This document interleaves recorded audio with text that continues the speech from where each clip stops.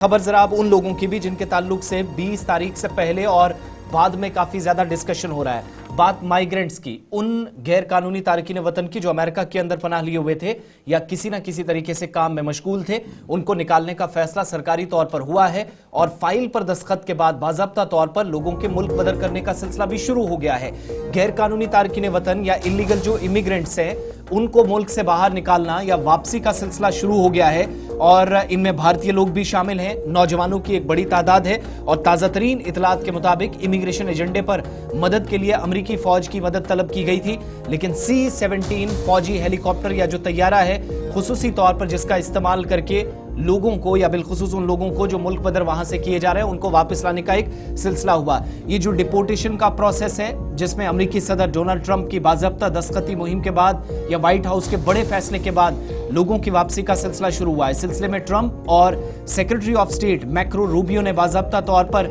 Illegal immigration जो 20 तारीख से पहले, अभी वो इख्तियार में आए नहीं थे या चुनावी मुहिम के दौरान पूरी कैंपेन में कहा था कि अगर वो 47वें सदर के तौर पर जीत कर दोबारा इख्तियार संभालते हैं तो व्हाइट हाउस के बड़े फैसलों में एक ये भी होगा कि अमेरिका के अंदर जितने भी गैर कानूनी इमिग्रेंट्स रहे, इमिग्रेशन का जो मसला है उसको वो सॉर्ट आउट करेंगे। तो मुख्तलिफ ममालिक के लोगों की वापसी के सिलसिले के बीच भारत के कई लोग भी भारत सरकार की मदद से अमेरिकी अफवाज की मदद के साथ C-17 मिलिट्री एयरक्राफ्ट का इस्तेमाल करके बाज़ाब्ता तौर पर पहला बैच वापस इमिग्रेशन एजेंडा जो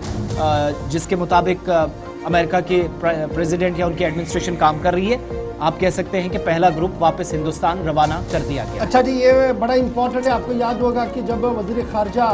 डॉक्टर जयशंकर अमेरिका के अंदर मौजूद थे तो उस वक्त जो सेक्रेटरी ऑफ स्टेट नए बने थे उन्होंने सबसे पहले यही मुद्दा उठाया था कि जनाब गैर कानूनी तौर पर यहाँ पर लोग हैं और उन्हें वापस जाने के लिए क्या हम वापस कर रहे हैं, जिस पर भारत सरकार का मौक़िफ़ ये था कि अगर कोई ऐसा होगा तो हम उन्हें खुद ले आएंगे। फाइनली अमेरिका ने आर्मी की मदद ली है और अमेरिकी आर्मी का जो C-17 हेलीकॉप्टर है, जहाज़ है, उनका इस्तेमाल करते हुए पूरी दुनिया के अंदर जो इलीगल माइग्रेंट्स अमेरिका के अंदर उनको निकालने का सिलसिला शुरू कर दिया है।